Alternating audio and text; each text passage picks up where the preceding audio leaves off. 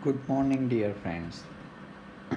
Today we will see a new topic, that is gravitational potential energy. Now, what is this actually that gravitational potential energy is? So, we will look after that what is this GPE. Now, we had already discussed earlier the notion of potential energy as being the energy stored in the body at its given position. If the position of the particle changes on account of force acting on it, then the change in its potential energy is just the amount of work done on the body by the force. So, actually, the work done on the given body, that is force into displacement.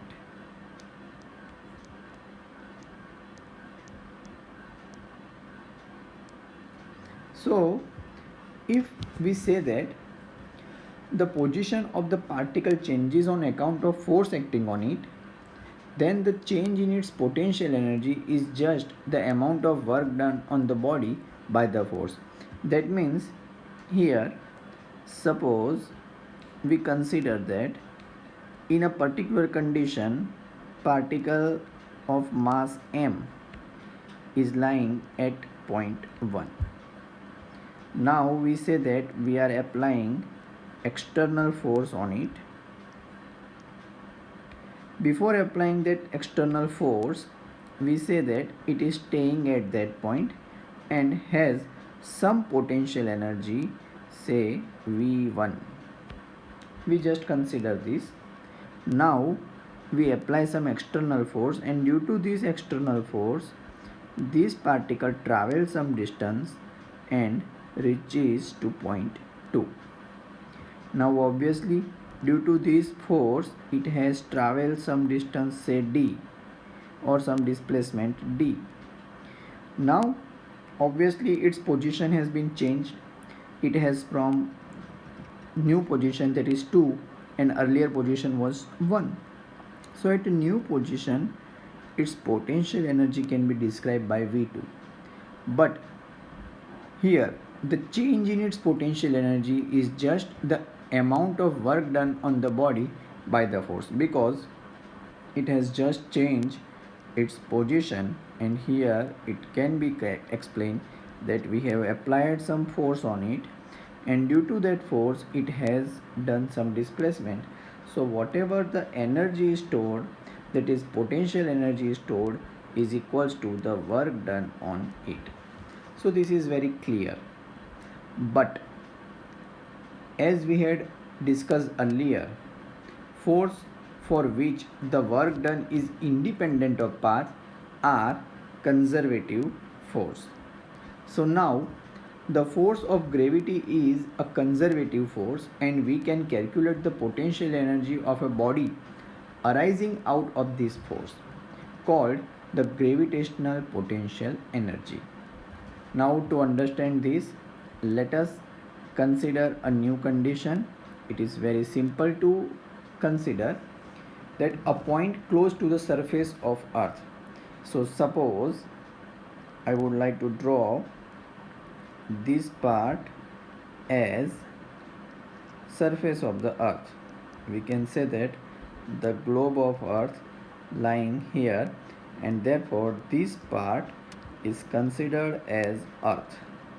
This is earth. Okay, so this is the surface of earth over here. Now the object is very near to the surface of earth. So we can say that suppose some object is there which is lying very near to earth. We say that suppose one object, that is a person, is standing on the surface of earth. Now we can say that at a distance from the surface, much smaller than the radius of the earth. So in such case, the force of gravity is practically a constant equals to mg directed towards the center of the earth. If we consider a point at a height h1, so now we consider that this object goes somewhere upper part, reaches somewhere upper part, and here the height is suppose h1 and object is now at certain height. Say at this height the object is now having distance, that is h1 from the surface.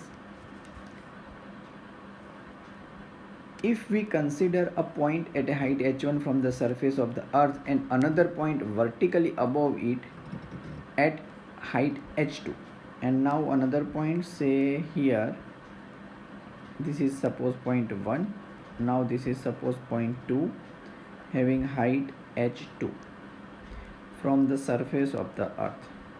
Okay, now the work done in lifting the particle of mass m from first to the second position is denoted by W12. It is very clear that suppose I am lifting this object from 1 to 2, then the total work done can be written as, I can write here, the work done can be written as W12, that is equals to work required to lift an object from 1 to 2 is equals to applied force into displacement.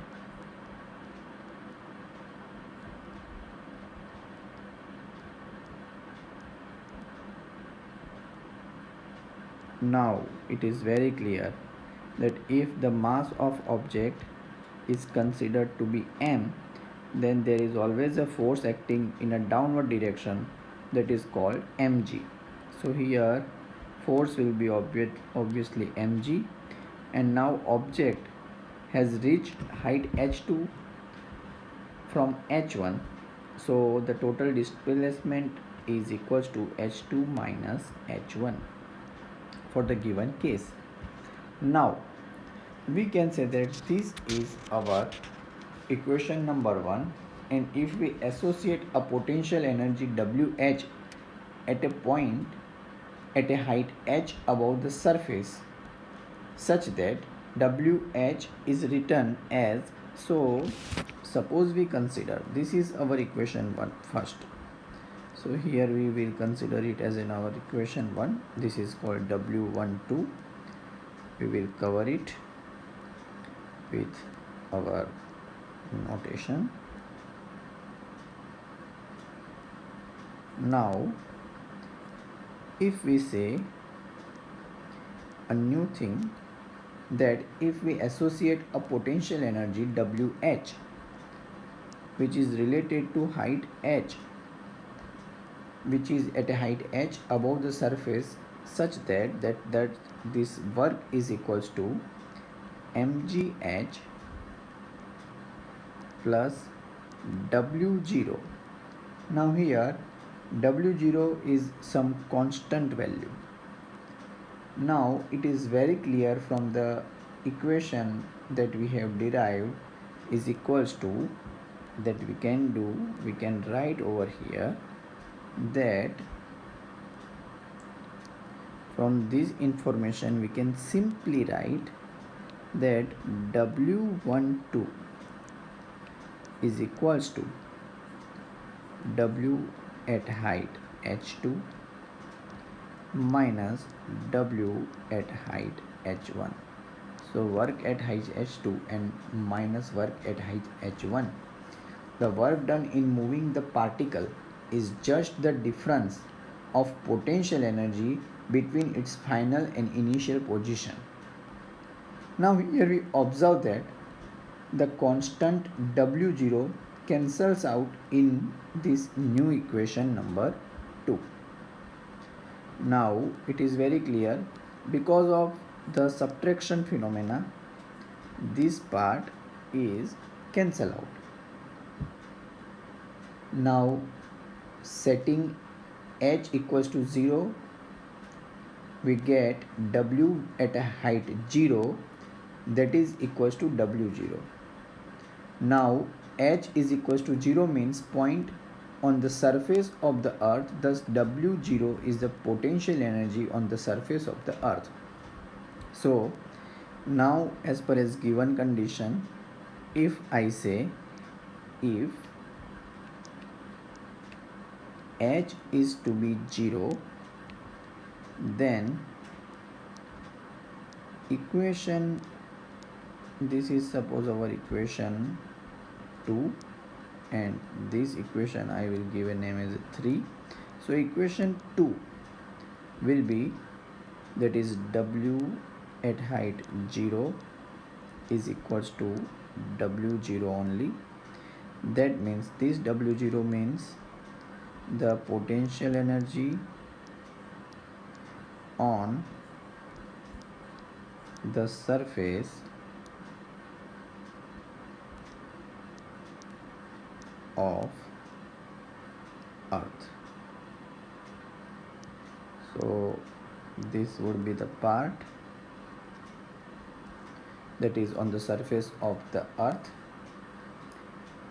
Now here it is the constant value.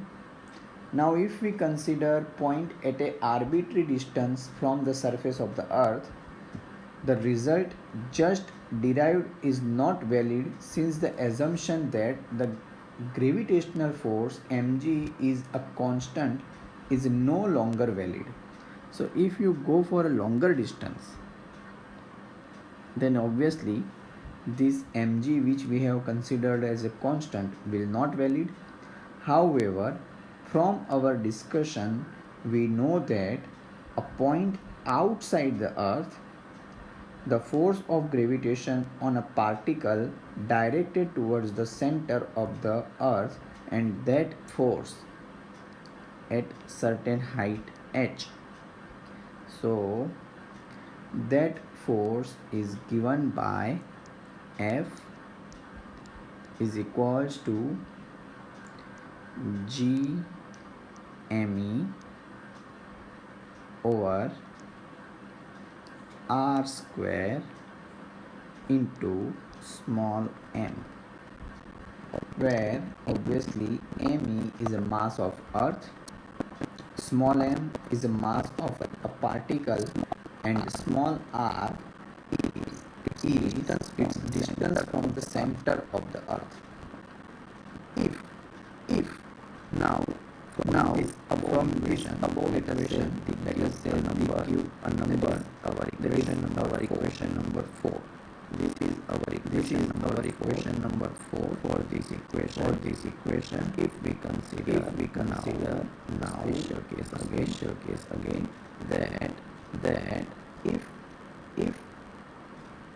we now calculate the work done in a particle from r1 equals to r1, r equals to r, r2 is greater than r1, a vertical bar, we get instead of equation that is work done as initial equation, we can the equation that is equals to W1 2 is equals to, it is moving from R1 to R2 for the force that is here now G me upon r square into m, and the displacement, very small displacement that we will take for integration, that is dr. Now it is very clear that this G me and m will come out of the integration sign. Here the term will remain, that is r1 r2. Here it will be 1 over r square into dr. Now we want to derive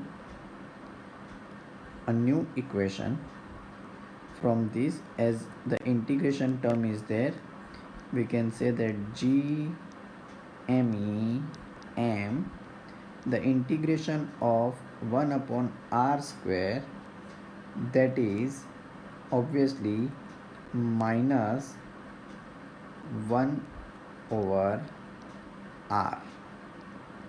Here we have limit, that is r1 and r2. Now this minus sign is taken out, so we can say that minus g m. Now upper limit, that is 1 over r2, so that will be 1 over r2 minus 1 over r1. So that will be a new potential energy, and therefore now we can say that W12 is equals to minus G m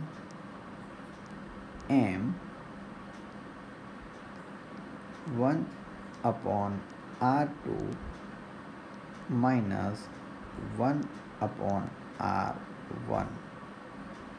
So this would be your new equation of a potential energy.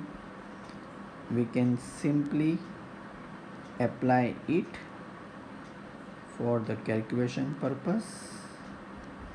This will be our new equation, that is say equation number 5 now.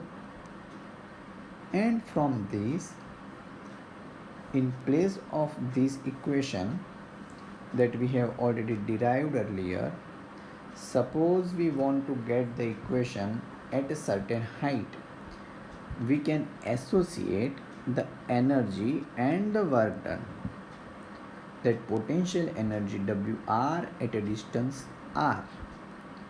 So we can say that therefore potential energy at distance r is, say, Wr, that is equals to minus G m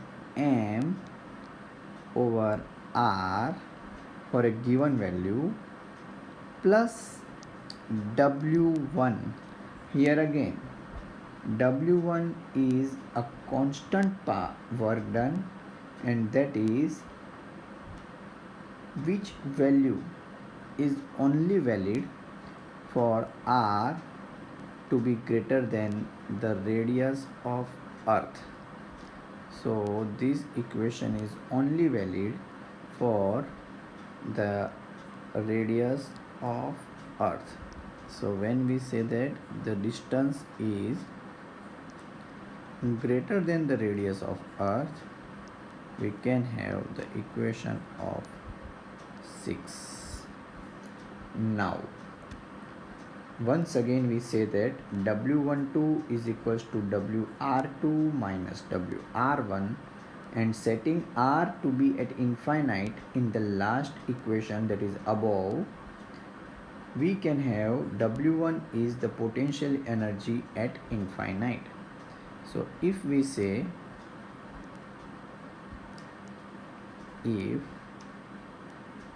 R to be infinite, so if R is at infinite, this equation, that is W, it is potential energy or work done at infinite, is equals to W1.